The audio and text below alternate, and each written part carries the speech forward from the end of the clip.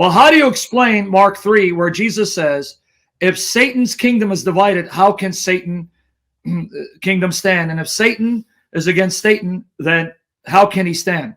I am so glad you mentioned that, because I'm going to use your own argument, Hakeem, to bury Muhammad, even though he's already buried in hell. Yes.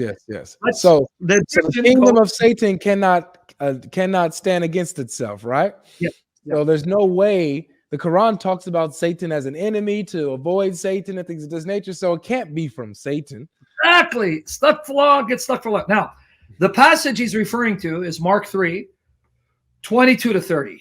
If you want to open up and just read it, so we can then show how this is going to prove Muhammad is of the devil. Isn't it ironic, guys? They quote the New Testament to show that since Muhammad spoke against Satan and warned against Satan, that means he could not have been inspired in Satan. But they forget that what they're quoting is the very New Testament that says Jesus is a son of God, which Muhammad said he isn't. Okay, now read Mark 3, 22 to 30, what he was quoting. So they said he's possessed by Beelzebub, and by the prince of demons he casts out the demons. And he called them to him and said to them in parables, how can Satan cast out Satan?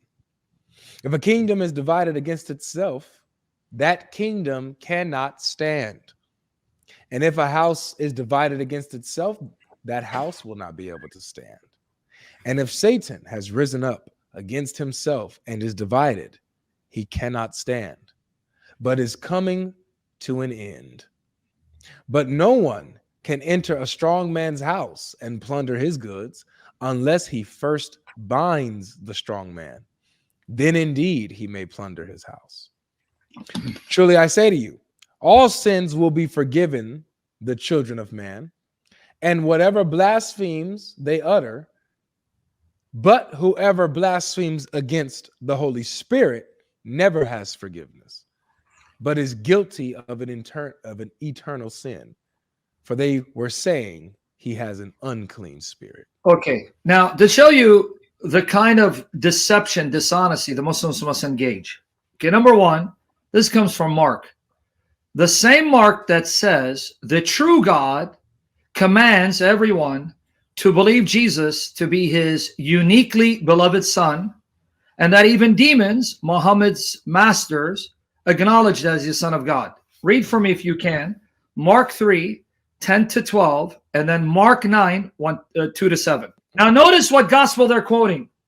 The very Mark where Jesus is the son of God, whom God the Father says you must listen to, which Muhammad denied, which means according to this gospel, Muhammad is Satan. Read it for us.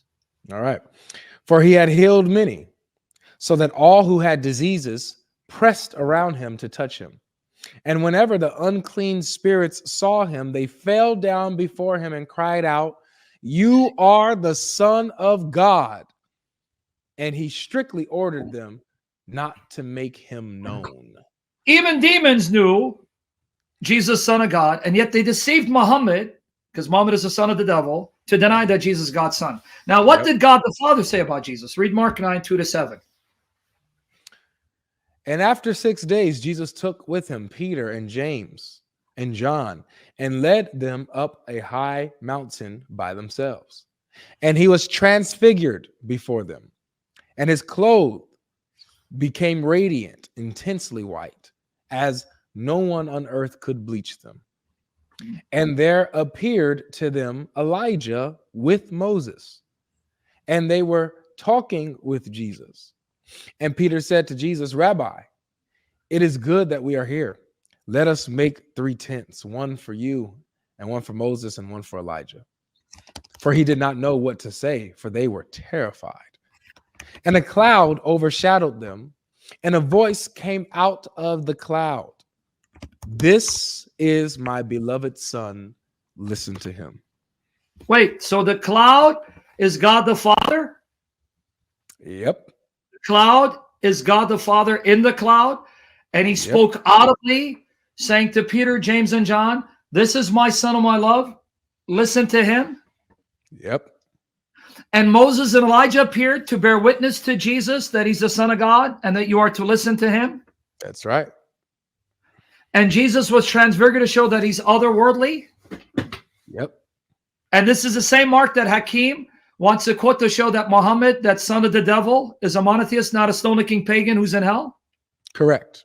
So now, if you go to Matthew 24, 23, 25, let's set it up, because I'm going to show you how this guy just proved he should become a Mormon because he's that stupid. Matthew 24, 23, 25, semicolon, and then 2 Corinthians 11, verses 1 and 4, and then you're going to put a comma, verses 13 and 15. Then if anyone says to you, look, here's the Christ, or there he is, do not believe it.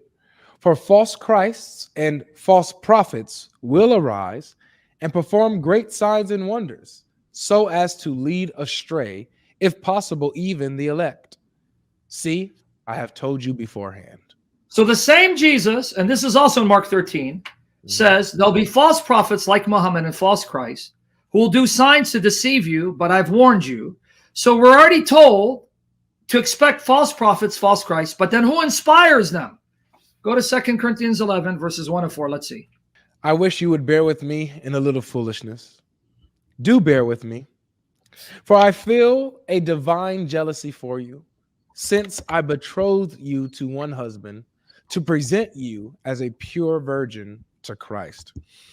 But I am afraid that as the serpent deceived Eve by his cunning, your thoughts will be led astray from a sincere and pure devotion to Christ. For if someone comes and proclaims another Jesus than the one we proclaimed, or if you received a different spirit from the one you received, or if you accept a different gospel from the one you accepted, you put up with it readily enough. Jesus and his true apostles said, the way you're going to know you're being deceived by Satan, by who? Satan, is that someone's going to preach another Jesus like Muhammad did, present a different spirit like Muhammad did, and preach a different gospel like Muhammad did. And that's Satan using that person to seduce you and deceive you. And now read verses 13 to 15, so then I can use Mark 3 to bury Muhammad further by the power of the Lord Jesus Christ. Now listen. For such men are false apostles, deceitful workmen, disguising themselves as apostles of Christ. And no wonder, for even Satan disguises himself as an angel of light. So it is no surprise if his servants also disguise themselves as servants of righteousness. Their end will correspond to their deeds.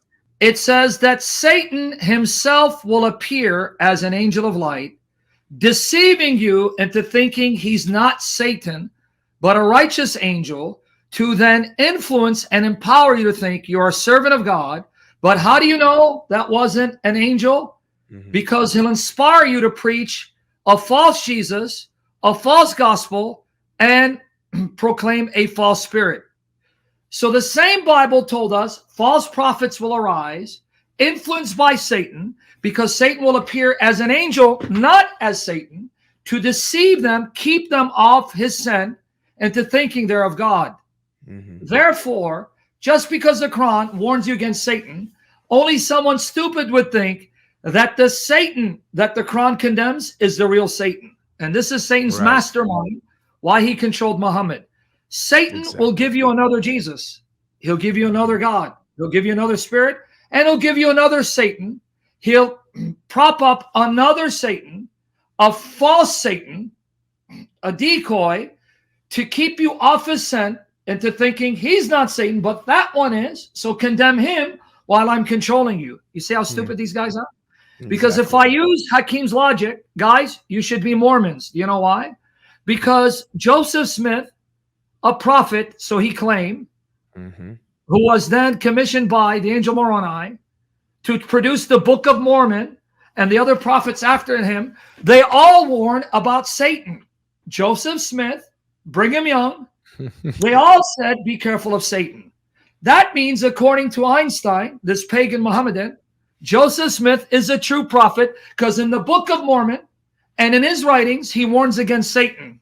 So thank you for convincing us Joseph Smith, who came after Muhammad in the 19th century, is a prophet and Muhammad isn't. But it gets worse for this stone liquor. Baha'u'llah and Baba'u'llah, who started Baha'ism. Baba'u'llah, who started Baha'ism, they also warned about Satan. They also said, stay away from Satan. So according to Muslim Einstein Hakim, Baha'u'llah and Baba'u'llah are also messengers of Allah, right? Because Baba'u'llah means the gate to Allah and Baha'u'llah means the glory of Allah. That means we should become Baha'i. But now, let's come back to the real issue. Guys, tell me if the Satan of the Quran is a real Satan. Who is the Satan of the Quran? He's a genie. Open up chapter 18, verse 50. All right, so it says, and when we said to the angels, bow yourselves to Adam, so they bowed themselves, save Iblis. He was one of the jinn and committed ungodliness against the Lord's command. What? And do you take him and his seed to be your friends apart from me, and they an enemy to you? How evil is that exchange for the evildoers? Now, my question to the Christians, which one of you thinks that Satan is a genie? Does anyone think that Satan was a genie? Who the hell thinks that genies are real? No, nobody. No, nobody. Is Satan a genie? Because if you guys don't know what a jinn is, it's a genie. So your trash book called the Quran says Satan is a genie. I'll give you $1 million to show me in Mark, which you quoted to your humiliation, or in the Bible that says Satan was a genie.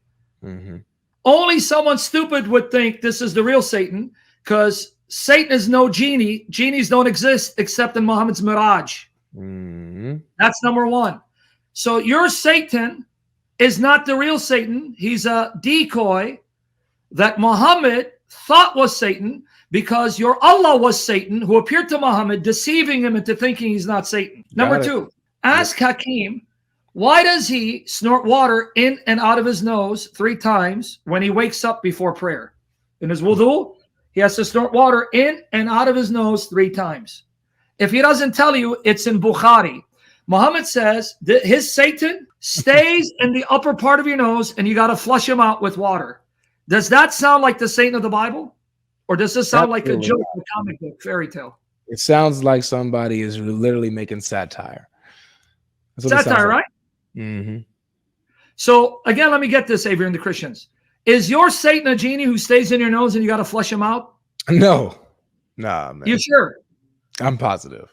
Okay. Secondly, the same Bukhari says that this Satan likes to fart and piss. Okay, what do I mean? And I'll get you the hadith. It's in sunnah.com. I'm not lying. So if you want the reference, I'll give it. I'll get to you in a minute. But let me just make the case. It says that a man did not wake up for morning prayer. And when Muhammad saw him, he goes, the reason why is he couldn't hear the call to prayer. You know, the call, the adhan. The man didn't hear it because Muhammad said, this is a man in whom Satan pissed in his ears. You think I'm lying, right? No, I don't. I seen the hadith. All right. Okay. And then another thing about Hakim's Satan, this Satan that he thinks is the real Satan. It says that when he hears the call to prayer, the adhan, Satan blows a fart so loud, he farts so loud so he doesn't hear the call and he takes off running. Now, for the life of me, can any Christian tell me this is the Satan of the Bible that the Quran is condemning? Now, let me get you those hadiths because people are going to think I'm lying, all right? Let's see. What is that? Sahih Bukhari, right? Yep. Okay, what did Satan do? It was mentioned before the prophet that there was a man who slept the night till morning. The prophet said he is a man in whose ears Satan has urinated. It's a man in whom Satan pissed in his ears. Is that your Satan that Jesus warned you against? Of course not. And then now watch this one. Does Satan blow farts so loud to drown out the call to prayer? Sahih Al-Bukari. Go ahead, read it for me. Allah's apostle said, when the Adnan is pronounced. Adnan is a guy's name. Don't insult Adnan, dude. Adhan, my bad. When the Adhan is pronounced, Satan takes to his heels and passes wind. He does what? He farts, man. And where's this from? This is from Sahih Al-Bukari 608. So I'm not lying? Nah, this is definitely in the most authentic hadith collection. Okay. Now what about Satan staying in your nose? You got to flush him out, right? The point of this is demonstrating that the Satan that's described in Islam is not the true Satan. This is a joke. This is a joke. Satan is making a joke out of this fake Satan and is laughing, cackling at all the people that believe this mess. Here goes. Read this. The Prophet said, if any one of you rouses from sleep and performs the ablution, he should wash his nose by putting water in it and then blowing it out thrice. There it is again, 3 times. Because Satan has stayed in the upper part of his nose all the night. Al-Bukari is right there. Now, my question to Hakeem, is Satan in everyone's nose, or is he in only the noses of Muslims? So is he in my nose, Avery's nose, your nose? Is he in every nose? And is it only human noses? What about animals? And how can Satan be in everyone's noses? Is he omnipresent? So that's my first question. Is Satan, your Satan, that genie, is he in everybody's nose? Only Muslim noses. If he's in everyone's noses, does that mean the non-Muslims who don't snort water in and out of their nose, they have Satan stuck in their nose permanently all day, all night, which is why I have sinuses and I have a hard time hearing? Maybe Satan is plugging up my ears because he's pissing in my ears and plugging up my nose.